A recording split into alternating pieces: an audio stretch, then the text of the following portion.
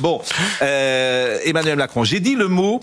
hier soir, j'ai écouté vraiment attentivement, comme tout à chacun, impasse, impasse, impasse. Je ne vois pas comment nous allons sortir de ça. Je ne vois pas Vincent Hervouet derrière cette phrase que j'ai répétée 10 fois hier, que je trouve non pas folle, mais la Russie ne peut et ne doit pas gagner la guerre. Cette phrase me paraît tellement lourde de conséquences. Si on va au bout de cette phrase, ça veut dire qu'il faut une guerre totale, puisque Poutine est plus fort. Impasse, est-ce que vous êtes d'accord d'abord ? Gagner la guerre, c'est quoi? Perdre la guerre, c'est quoi? D'abord, il y a une façon de ni la gagner ni la perdre, c'est l'enlisement. Actuellement, vous avez les Ukrainiens mais si, vous avez fait Sciences Po, mais si, ça se voit. Non, c'est pas du tout Sciences Po. C'est-à-dire que je pense qu'effectivement, je ne vois pas ce que veut dire perdre la guerre pour les Russes. Est-ce que ça veut dire qu'ils lâchent et ils abandonnent la Crimée, qu'ils abandonnent le Donbass, qu'ils se retirent? On parle des frontières internationalement reconnues, ce serait ça. Personne de sensé ne peut croire, sauf à un effondrement de la Russie que personne ne souhaite, parce que certains le souhaitent. Une catastrophe serait qu'effectivement Poutine disparaisse et que la Russie soit submergée par une forme d'anarchie, de dislocation. Ça, ce serait pas rigolo du tout, vous savez. La défaite, l'effondrement de l'Ukraine sera un problème, l'effondrement de la Russie sera un drame. Donc, il y a une stratégie vers laquelle on se dirige, semble-t-il pour l'instant, qui est une sorte d'enlisement. Il y a une ligne Maginot qui a été creusée par les Russes, et parallèlement, les Ukrainiens sont en train de s'enterrer, de bétonner.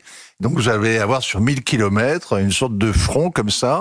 Et ça, c'est une option qui est envisageable. L'autre option, le militaire, c'est une percée russe, et qu'ils descendent vers Odessa, et qu'ils tiennent donc l'ensemble de la mer Noire. Et ça, c'est la crainte qu'ont les états-majors en Europe. Effectivement, ça changerait la donne. Mais bon, l'impasse, non, il n'y a pas d'impasse. Je veux dire, depuis hier soir, j'écoute tous les observateurs. Oui. J'allais dire, je n'ai rien entendu de très pertinent. Non, mais vous êtes décevant. Attendez, je termine. Non, mais je m'en vais. Mais attendez. Vincent, s'il vous plaît. Oui. Pourquoi? Parce qu'en fait, tout le monde se rend compte qu'il n'y a pas de solution. Il n'y en a pas, en fait. Mais si, il y a une solution. Mais il n'y en a pas. Mais non, il y en a aujourd'hui. C'est pour ça que je parle d'impasse. Elle se décidera sur le terrain. Ce que vous venez de dire, c'est exactement... On pourrait presque en faire une sorte d'action. Il n'y a pas de solution. Ben dans ces cas-là, on fait appel aux diplomates. Oui. Quand il n'y a pas de solution militaire, on essaie de négocier. Vous prenez cette espèce de Kouglof, insoluble, historiquement, géographiquement, etc., stratégiquement, et vous le découpez en fines tranches et vous négociez. Mais il a pas de question de diplomatie hier soir. C'est ce qui était en cours à Istanbul il y a 2 ans. Alors, je voudrais quand même qu'on écoute 2-3 interventions d'Emmanuel Macron. D'abord, et ça c'est très étonnant, c'est-à-dire qu'après son intervention, il en a fait une autre sur Twitter. Ce que je trouve assez étonnant. C'était encore plus radical que tout ce qu'il avait dit Alors, lors écoutons des ce qu'a dit le 20 président de la République, qui a fait un débrief de sa propre intervention. Aider l'Ukraine, c'est d'abord aider un pays qui est attaqué dans ses frontières, un pays européen, dont la souveraineté est remise en cause, dont la sécurité est menacée. Aider l'Ukraine, c'est s'occuper de notre sécurité, comme j'ai essayé de l'expliquer ce soir. De manière très simple, parce que la Russie est devenue une puissance qui veut s'étendre, et il est sûr qu'elle ne s'arrêtera pas là. Et donc, si on laisse l'Ukraine seule, si on laisse l'Ukraine perdre cette guerre, alors à coup sûr, la Russie menacera la Moldavie, la Roumanie, la Pologne, et il n'y a pas de sécurité européenne possible. Moi, ce qui m'a gêné hier, ce qui m'a mis très mal à l'aise, Pascal, c'est la ventriloquie. On prête à Vladimir Poutine des intentions qu'il n'a sans doute pas. Moi, je pense que Poutine pourrait très bien s'arrêter au Donbass et à la Crimée. La définition de l'Europe, étant donné que maintenant il y a une Europe bientôt à 30, évidemment, avec cet élargissement qui est démentiel, on va se retrouver avec des frontières qui n'ont aucune commune mesure avec ce qu'on aurait considéré que l'Europe devait être. Et par ailleurs, il y a un argument totalement spécieux. Munichois. Non. Munichois. Non. Voilà ce qu'on vous répondra. Non. Munichois. Non, ça n'a rien à voir. Mais si, parce qu'on vous dira, oui, et il ne s'arrête pas. Vous êtes en 38, voilà ce que répondra. Si le président de la République était sur ce plateau, il vous dirait, vous n'avez rien compris, il ne s'arrêtera pas au Donbass. Il y a un argument totalement spécieux, Pascal, mais c'est là qu'il y a une erreur de raisonnement gravissime. En quoi la guerre actuelle qui oppose la Russie et l'Ukraine est une menace existentielle pour la France? C'est un postulat qui est faux. Et on veut nous faire avaler que Munichois. Non. C'est ce qu'il vous dira. À Munich, la guerre était inévitable et les gouvernants qui sont allés voir Hitler savaient très bien que c'était juste une manière de gagner un peu de temps et que c'était irrémédiable. Et les présidents... André Valigny, je vois qu'il boue. Non, mais je termine là-dessus. C'est qu'on nous fait avaler des postulats dont rien ne nous assure qu'ils soient vrais. Et cette continuité fictive d'une situation dramatique en Ukraine et le fait que la guerre est à nos portes est aberrante. Et je crois, pour terminer, mon cher Pascal, que Emmanuel Macron était victime de son propre élan verbal et qu'il court après son verbe et que maintenant il se retrouve seul dans une impasse qu'il a contribué tout seul à créer. Je crois, cher Yann, que la majorité des gens qui nous écoutent sont sans doute d'accord avec ce que vous dites. Oui. Ça, j'en sais rien. Mais je pense vraiment qu'ils sont d'accord avec ce que vous dites. Allez-y, Génie. Elle trépigne. Elle s'insurge. Non, mais c'est difficile. Elle bougonne. L'émission vient de commencer. Pas l'argument de la femme. L'émission vient de commencer. En plus, j'avais mis ma tenue militaire exprès pour... non, mais moi, c'est vrai que vous l'avez dit, le mot qui m'a, moi, perturbé dans cette intervention d'Emmanuel Macron, c'est le mot existentiel. Guerre existentielle. Je trouve qu'à chaque fois, Emmanuel Macron est dans un registre trop aigu. Il a pas besoin de dire guerre existentielle. La guerre existentielle, elle est existentielle, cette guerre, pour la Russie, elle est existentielle pour l'Ukraine.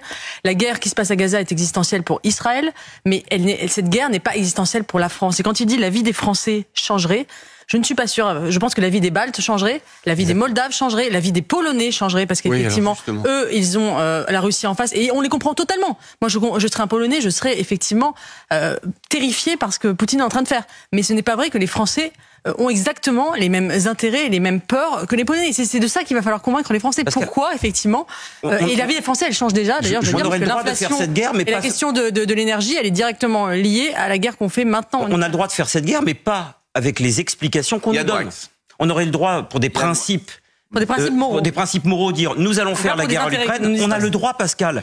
C'est les explications qui nous sont données pour aller la faire qui ne sont pas valables. Yann Moix a parlé, maintenant André Valigny qui boue, et je vous donne quelques secondes, bien sûr, pour développer votre idée. En quelques secondes, c'est difficile, mais moi je m'inscris en faux. Je m'inscris en faux par rapport à ce que vient de dire Yann Moix. C'est confortable ici dans un studio à Paris de dire qu'on n'est pas menacé par Poutine. Allez dire ça aux Polonais, aux Moldaves, on n'est pas polonais. Je dis les Français. Moi, je dis bien sûr que les Polonais sont menacés, mais je dis les Français. Justement, Eugénie, j'ai apprécié ce que vous avez dit. Oui. Les Lettons, les Polonais, les Moldaves, voire les Roumains, ne sont pas du tout de cet avis. Et je pense que si on veut la paix, c'est Gérard Haraud qui le dit encore ce matin. C'est un diplomate chevronné. C'est pas quelqu'un qui est belliqueux ou belliciste. Gérard Haraud rappelle ce matin que quand on veut la paix, on prépare la guerre. Donc moi, je m'inscris en faux par rapport à ce qui a été dit. Je pense que Macron a raison. Et Dieu sait si je suis parfois critique à l'égard de Macron. Macron a raison de dire que la paix en Europe est menacée par Poutine. C'est une vision 20e siècle des choses. En Europe. Comment ? C'est une vision très 20e siècle des choses. La guerre n'est plus du tout comme au 20e siècle. La guerre a déjà commencé. On est déjà en guerre. La guerre cybernétique, la guerre de la communication, la guerre des informations. La guerre est devenue quelque chose de diffus, de flasque, de permanent. Pas en Ukraine. Et le fond d'écran. C'est une guerre de tranchées. Oui. En Ukraine, elle est pas doublé d'une guerre de tranchées. Doublé d'une guerre de tranchées. Il y a coexistence des guerres anciennes et des guerres nouvelles. Moi, il y a une phrase qu'a dit le président dans les 3 premières minutes de son speech hier soir.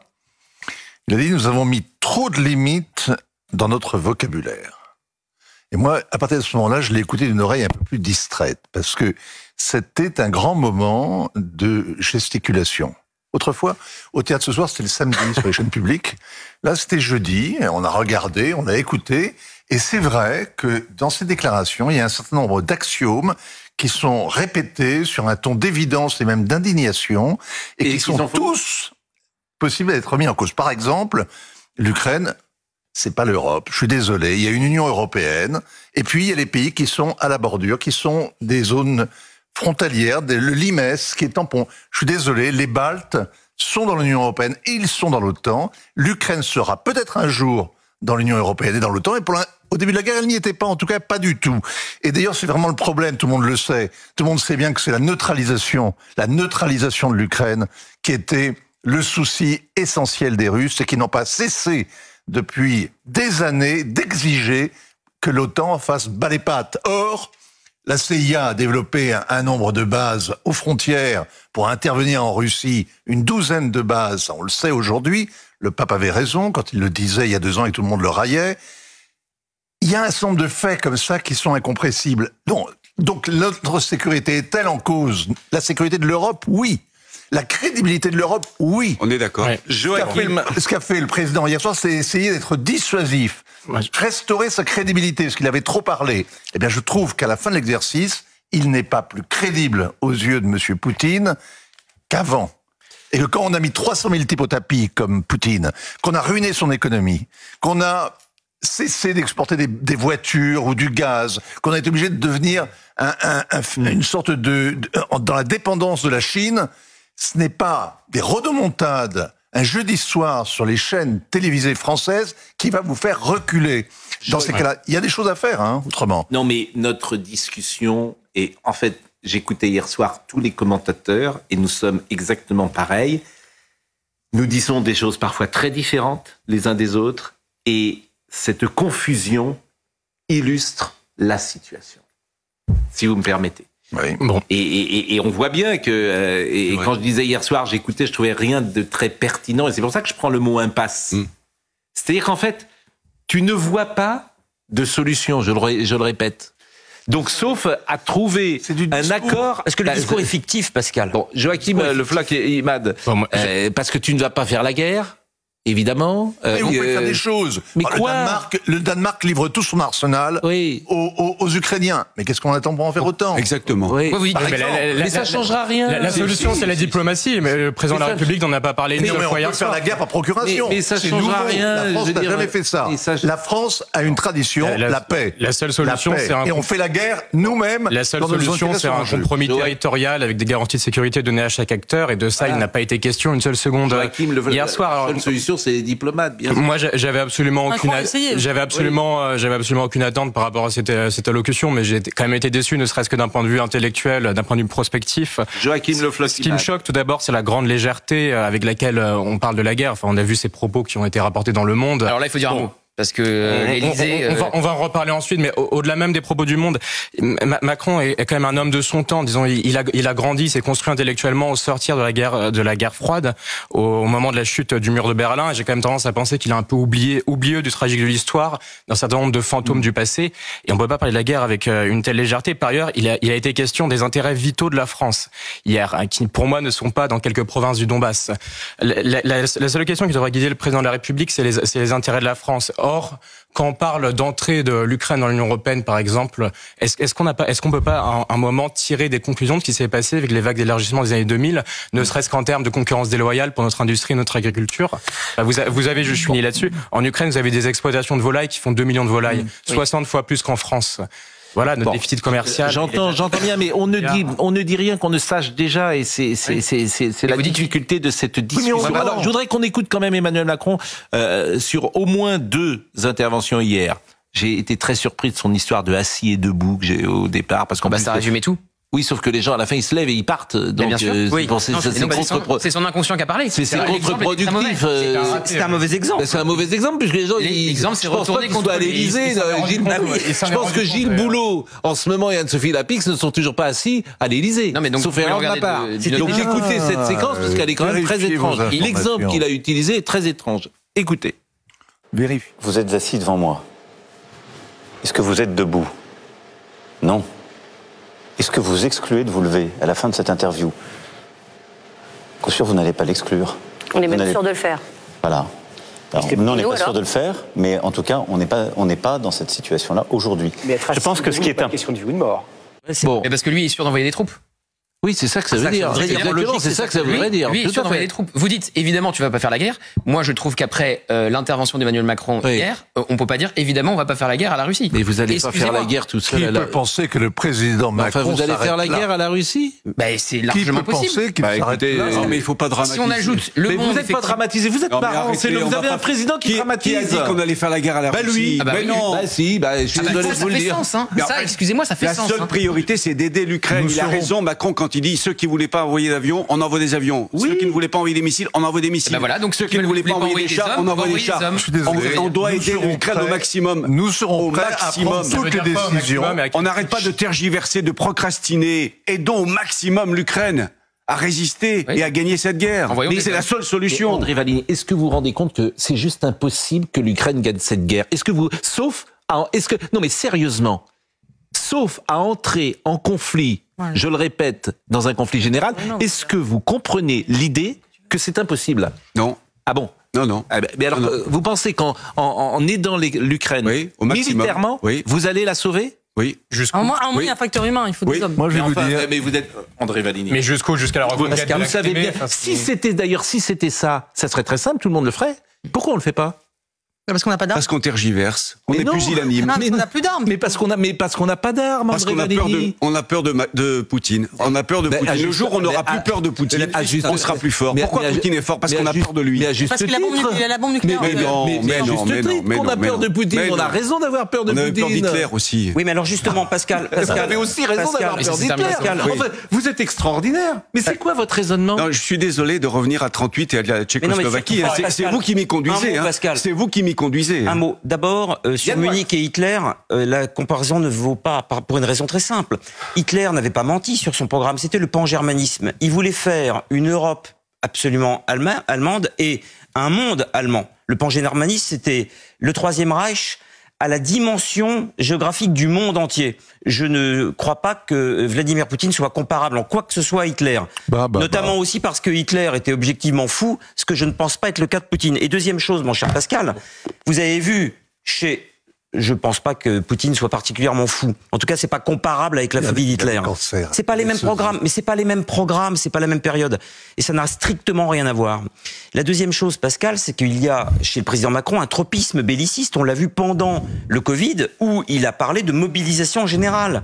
Quand le Covid s'est mis en place, on avait l'impression d'être en 1914. Il y a chez lui, peut-être au nom de vouloir inscrire le sien dans l'histoire, quelque chose qui a un rapport avec la guerre et où je vous rejoins, mon cher Pascal, c'est que quand le mot guerre est prononcé dans la bouche présidentielle, dont on nous dit en permanence que cette parole est démonétisée, ça vaut un pesant d'or.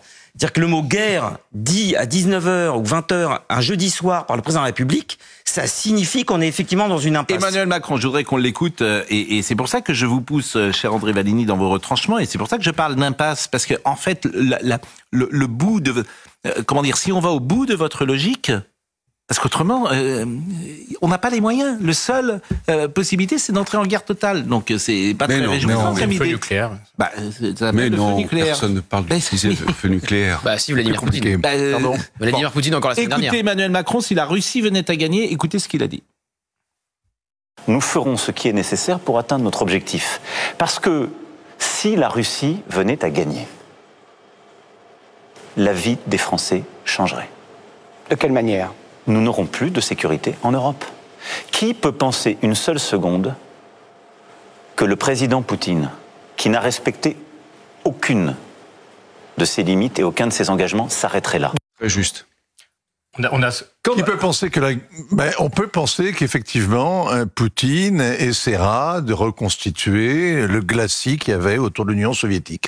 Et on peut penser que ce matin, si j'étais géorgien, si j'étais moldave, je serais effectivement inquiet. Très bien. Mais bon, il y a un moment, rien ne le prouve. Je vois pas pourquoi la Russie irait, même les Baltes, parce que ce qui a été conquis par l'armée russe en Ukraine, c'est l'équivalent des 3 pays baltes, tout à fait au nord, au bord de la mer Baltique. Et les Baltes, où il y a des communautés russes d'ailleurs, sont très parano, ils ont très peur que la Russie vienne se venger sur eux. Ils hébergent les Bélorusses, ils hébergent la famille Navalny, etc. Donc ils sont inquiets, et on les comprend. Mais réellement, sérieusement, qu'ils contrôlent toute la mer Noire, et là, la donne stratégique aura changé. Parce que ce qui a véritablement changé, c'est le repli américain.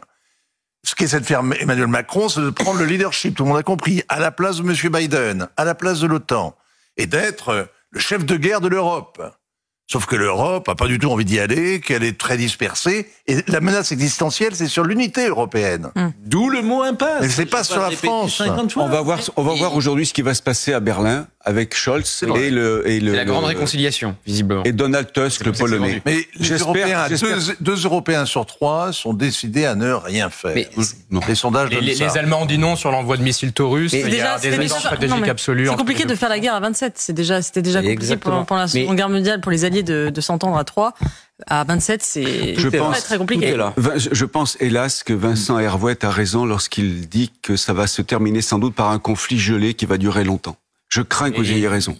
En tout cas, Emmanuel Macron refusera l'impasse. C'est ça, ce qu'il faut retenir de cette interview. C'est si c'est l'impasse, il envoie des j'entends bien. C'est très malsain, les conflits gelés. À un moment, ça vous pète au visage. Il y avait un gelé en Géorgie, on a vu. Il est 9h24, s'il vous plaît. Thomas Hill nous attend. Je le salue, cher Thomas. Bonjour. Je vous salue aussi. Bonjour Pascal.